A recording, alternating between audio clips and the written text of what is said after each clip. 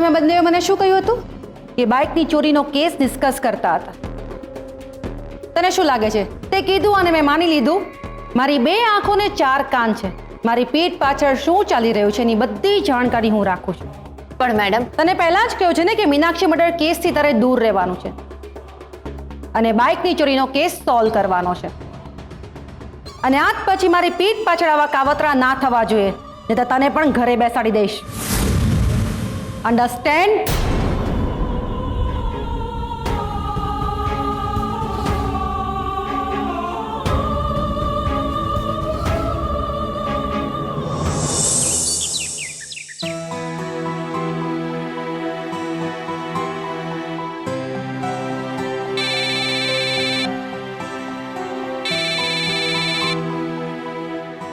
હા બોલો ભૂપતભાઈ. તમને ખબર તો પડી જશે. હા, હમણાં જ ખબર પડી. મારી જ ભૂલ છે. એકચ્યુઅલી ગયા મહિને રજાની અરજી આપી હતી. એ વખતે તો કંઈ થયું નહીં અને પછી હું પણ ભૂલી ગયો હતો. પણ આજે અચાનક મેડમે મારી રજા મંજૂર કરી દીધી. It's okay. તમે બહુ ના વિચારો. તમે અત્યારે ફેમિલીને સમય આપો, એમની સાથે હરો ફરો. તમારી ફેમિલી ખુશ થઈ જશે. અને મારી બીજી ફેમિલી, તમે અને હર્ષવર્ધન સાહેબ દુઃખી થઈ જશો એનું શું? મેડમ, તમારા બંને માટે તો હું જીવ આપીશ. હવે તમે જુઓ, હું ડબલ જુસ્સા સાથે કામ કરીશ. તમે ફક્ત ઓર્ડર આપો કે આગળ શું કરવાનું છે. એટલે તમે? ખાસ તો વળી આ પેલી ઇંગ્લિશ ફિલ્મમાં નથી કહેતા, આઈ એમ ઇન. આ મીનાક્ષી મર્ડર કેસમાં આપણે તમારી મદદ કરવા માટે તૈયાર છીએ. ભૂપતભાઈ, તમે તો એકદમ જોરદાર, એકદમ તબલા તોડ છો. ભૂપતભાઈ, તમે આવું બોલ્યા ને તો મારું તો શેર લોહી વધી ગયું. હવે સાંભળો, મીનાક્ષીના ઘરની આજુબાજુના એરિયામાં અને એના ઘરે જવાના રસ્તા પર જેટલી પણ દુકાનો આવતી હોય, મેડિકલ સ્ટોર કે એટીએમ્સ હોય, એ બધાના સીસીટીવી ફૂટેજને ભેગા કરો અને એને વ્યવસ્થિત રીતે ચેક કરો. એમાંથી કંઈક ને કંઈક લીડ તો મળવી જ જોઈએ. ડોન્ટ વરી મેડમ, તમારું કામ થઈ જશે.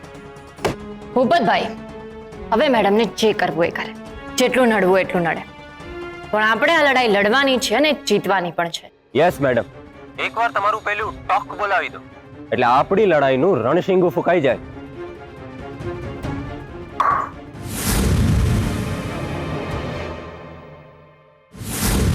જો અર્જુન, તમારી સાથે જે થયું એનાથી તમને દુઃખ થાય એ સ્વાભાવિક છે, પણ હવે આગળ વધવું જોઈએ ને. ક્યાં સુધી આમ દુઃખી થઈને બેસી રહેશો? દુનિયામાં એવી કોઈ વ્યક્તિ નથી જેની લાઈફમાં પ્રોબ્લેમ્સ ના હોય. તમે એમનાથી કંઈ અલગ તો નથી ને? હા ગોપી, આમ અચાનક આ બધું ભૂલી જવું સહેલું નથી. નથી, માનું છું, પણ તમે બીજું કંઈ કરશો તો એમાંથી બહાર આવશો ને. તમે તમારા ઢાબાની બીજી બ્રાન્ચ ઓપન કરવાનું કહેતા હતા ને, એટલે એ તમને એના માટે ફોન કરશે. હવે રાજકોટમાં પણ તમારું ઢાબું ખુલશે. તૈયારી કરવા લાગો. કેસર, કેસર કાંઈ પણ કરો, અમારા અર્જુનને છોડાવો, અમારા અર્જુનને છોડાવો. હા બા, હા, તમે શાંત થઈ જાઓ બા. બા, અર્જુનભાઈ પર કોઈ પણ આરોપો પ્રૂવ નથી થયા. એમને ફક્ત પૂછપરછ માટે લઈ ગયા છે. એમને કંઈ જ નહીં થાય. હું એમને પાછા લાવીને રહીશ. પહોંચદાર, હું આવું.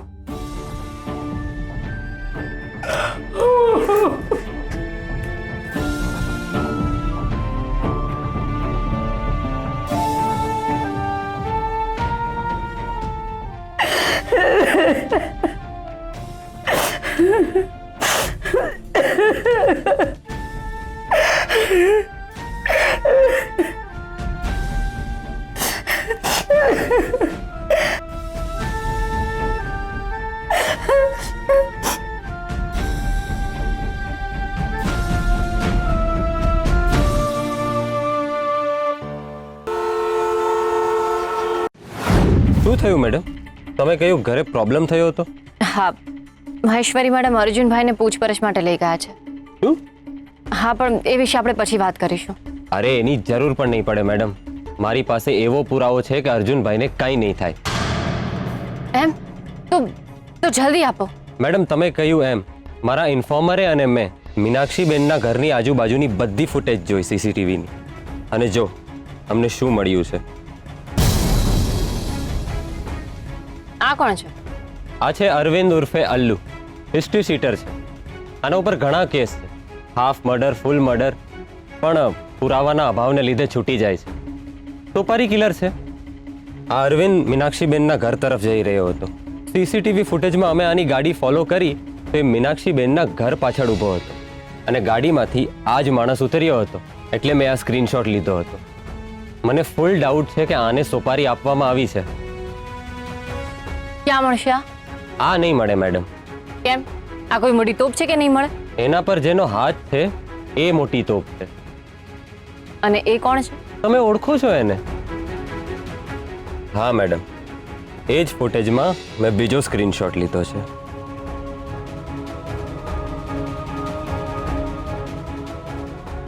દિગ્વિજયભાઈ, ના એટલે અમારા કહેવાનો અર્થ એ નહોતો કે મીનાક્ષીનું ખૂન તમે કર્યું છે. અમે તો વેદિકા દિગ્વિજયસિંહ,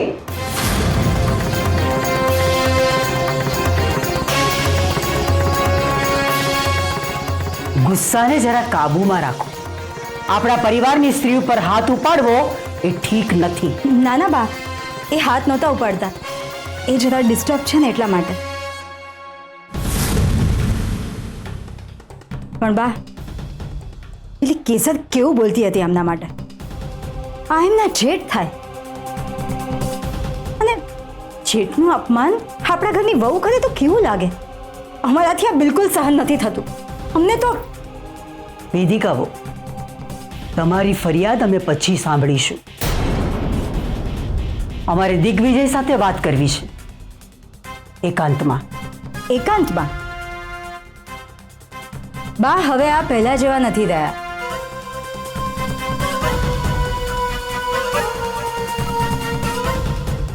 હવેથી એમની બધી જ સિક્રેટ વાત અમારી સામે કરે છે. આવું અમે નહીં, એ જ કહે છે. એવું છે દિગ્વિજયસિંહ? બાએ જે કહ્યું એ સાંભળ્યું નહીં તમે? અરે પણ તમે તો જાઓ, કહ્યું એટલે જતા રહેવાનું.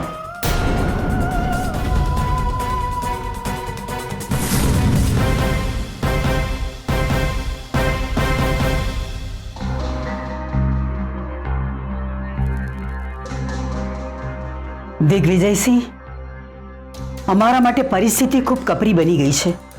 પહેલા અર્જુનસિંહ, પછી અમે, અને હવે બા અમારી ચિંતા ના કરશો, અમને કઈ નહીં થાય. અમને અર્જુનસિંહની ચિંતા થઈ રહી છે. જોકે અમને એમના ઉપર વિશ્વાસ છે કે મીનાક્ષીનો ખૂન એમણે નહીં કર્યું હોય. અરે ગોપી, તું દાળ તો ખાતી જ નથી. લે દાળ લે. અરે ના ના, દાળ નથી જોતી મારે. શું ના ના, કેટલું કોરો કોરો ખાય છે? લે. અરે ના કેસર, મેં દાળ નથી જોતી. અરે પણ કેસર, દાળ સરસ બનાવી છે એટલે આપે જ રાખવાની. અરે એને નથી ખાવી તો શું કામ આટલો આગ્રહ કરે છે? પણ બે માસી, આ તો જો કઈ ખાતી જ નથી. રોટલી પણ બે જ લીધી છે. હા, ભાભીની વાત સાચી છે. સાંભળો, અર્જુનની નજર એના પર જ છે.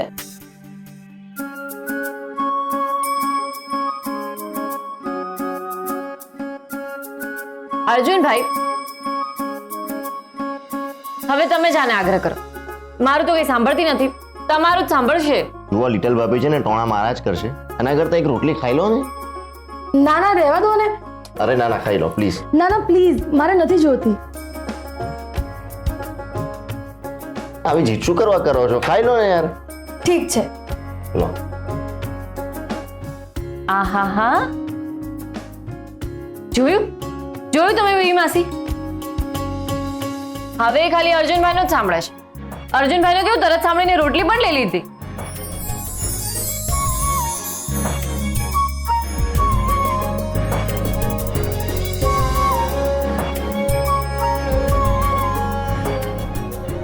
વેદિકા બહુ, તમે ભૂત જોયું હોય એમ કેમ આંખો ફાડીને જોઈ રહ્યા છો? મીનાક્ષી પણ આ જ રીતે અર્જુનભાઈની બાજુમાં બેસતી હતી ને.